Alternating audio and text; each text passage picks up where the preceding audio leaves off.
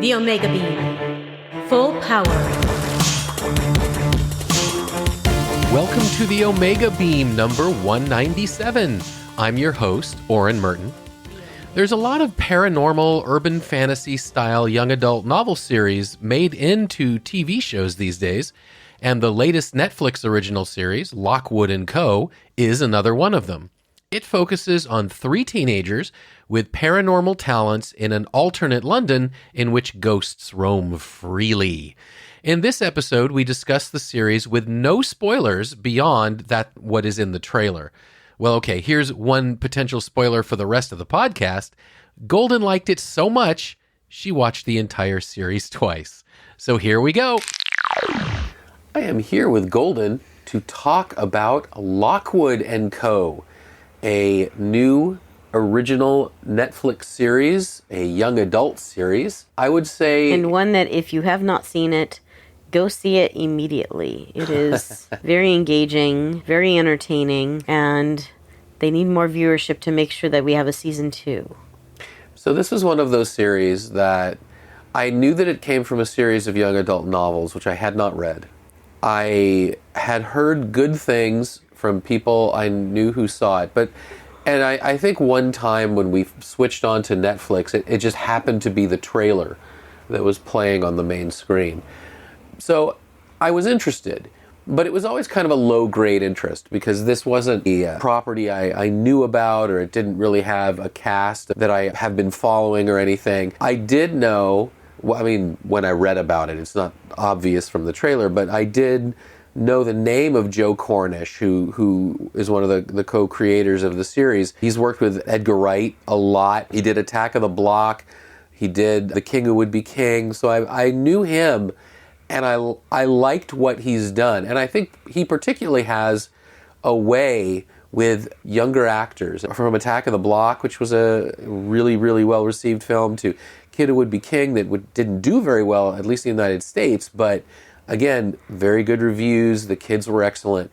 So he's someone who I think has a real great working relationship with younger actors and a real feel for younger material. So I had confidence in it.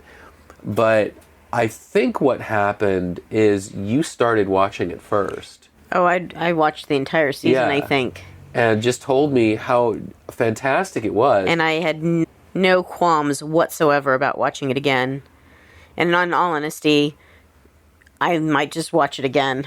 Yeah, it's a good show. I mean, obviously, you can hear Golden pontificating on it. But to drill down a little bit more, I think the world building is really interesting. So I don't know if we're going to get into too many spoilers even later, but to keep it just what you'll get out of a trailer, there is what they call the problem that began, I think, in the 60s. 60s, 70s, somewhere. It's been around for 50 years. 50 years. Yeah.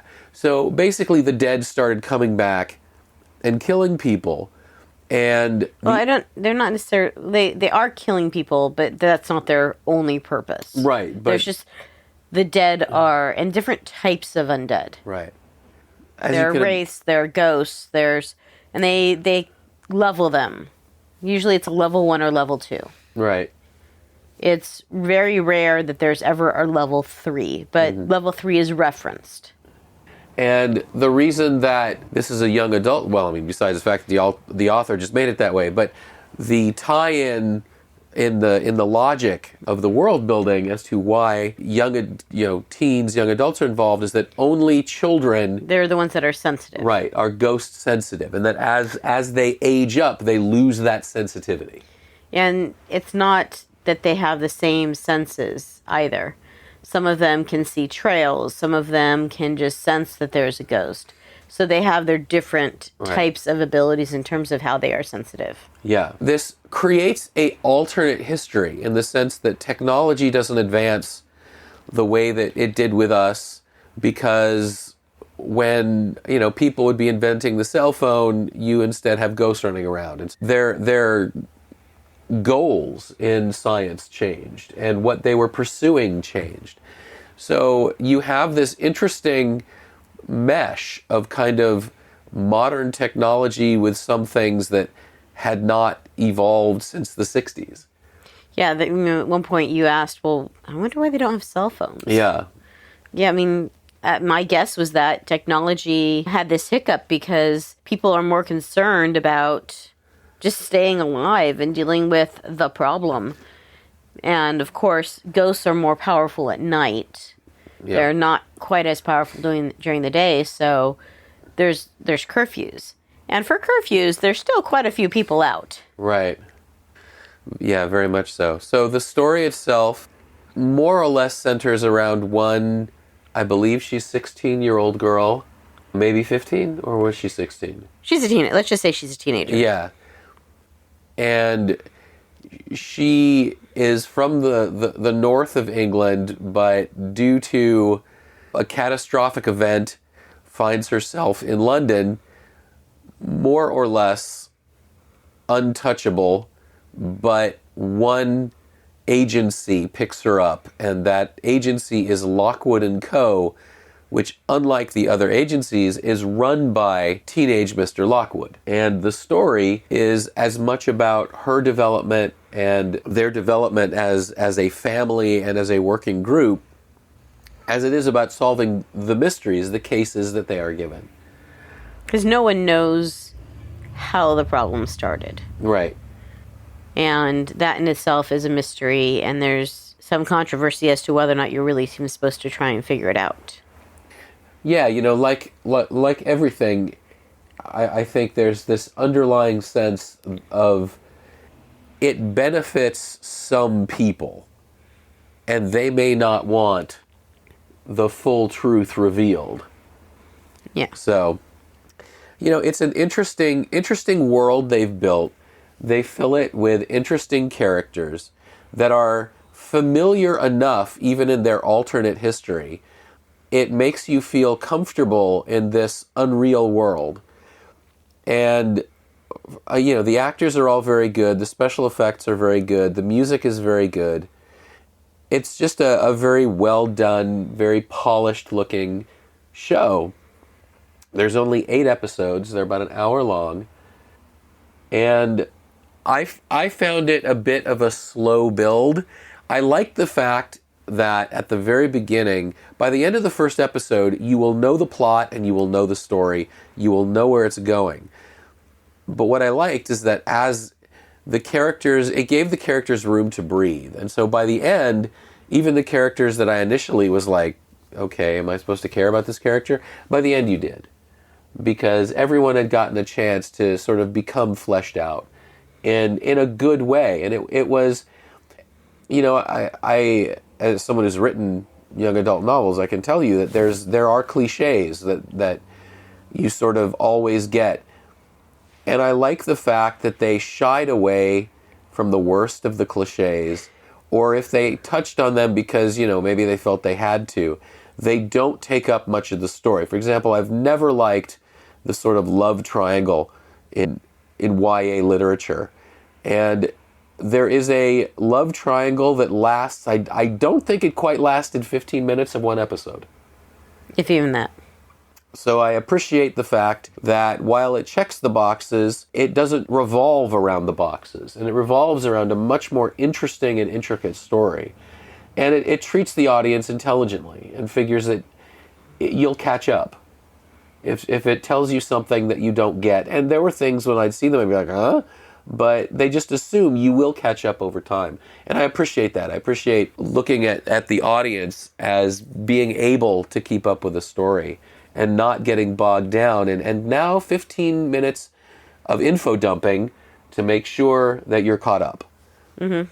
So just a really well-written story, very well actualized on the screen. And yeah, like you intimated at the beginning, it's an expensive show because it's not of an existing franchise IP. Very fresh. The ratings are not necessarily as high. I really just appreciated that it was very character driven. There is very much a story there. There's a story that ties in throughout the episodes. Some get resolved, some continue on. But I really liked that each of the characters continues to be their own individual person and is celebrated for it. Yeah. It may take a while for that to be celebrated, because it's not always celebrated right away. Their first impressions of each other aren't necessarily what they continue to hold on to. They continue to get to know the other people, which I really appreciated. And they're willing to forgive each other's mistake. Yes. I mean, at various points, the three main characters, the members of the Co of Lockwood Co, each of them, for what seems to them to be very good reasons, make the wrong choices. And rather than being judged or berated or thrown out in the cold for those choices, instead they each work to understand where the other is coming from. And I think that's great. I think that's very mature storytelling. And that is absent from a lot of YA, which tends to be sort of high teenage melodrama. And I think just stops there. I think that they really kind of almost get to love each other and care for each other because of those mistakes. Yeah.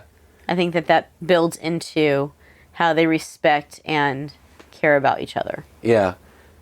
Very definitely. And I mean, I liked the support cast. I don't feel like anyone was miscast. I feel like everyone was very strong in their role, and it's a diverse cast. Yeah, yeah. It is. And I worry that because it's a British show, that's why it's not as popular in the Netflix spectrum. And if Netflix doesn't pick it up, I hope someone else does. I hope someone else picks up the ball and starts to run with it. Yeah, we'll see. I mean, because I don't have very much time to read right now.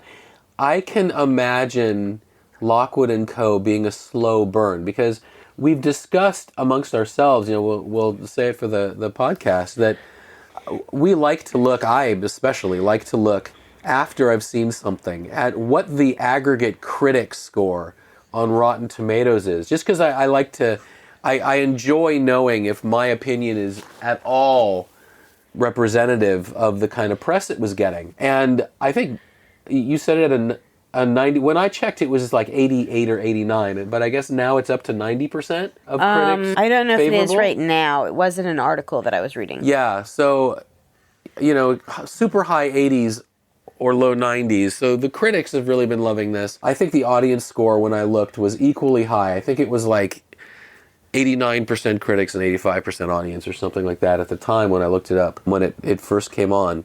And the people who see it like it. It literally is that simple.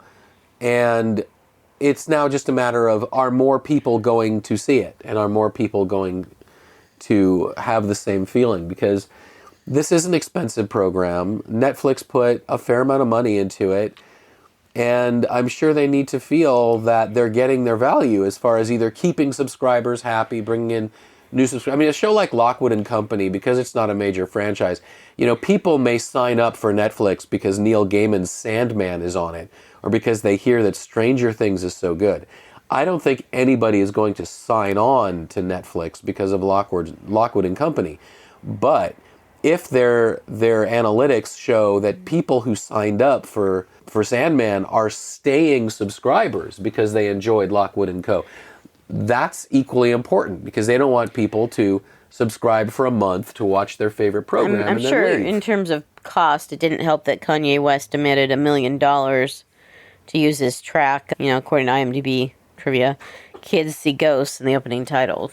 Yeah, I could spend the next 15 minutes ranting about good old Ye, or Ye, whatever he's calling himself these days, but suffice to say, if I had been in charge, I would have said, you know what? Let's find someone else. Yeah, let's keep the $1 million. We'll find another good song by someone else. I mean, the song works really well with the opening titles, but I'm sure they could have found something else. I would be extremely shocked if I ever heard anyone say that the reason they watched this program is because Ye it was a Ye song. Because they used a Ye song. Yeah, that was the theme.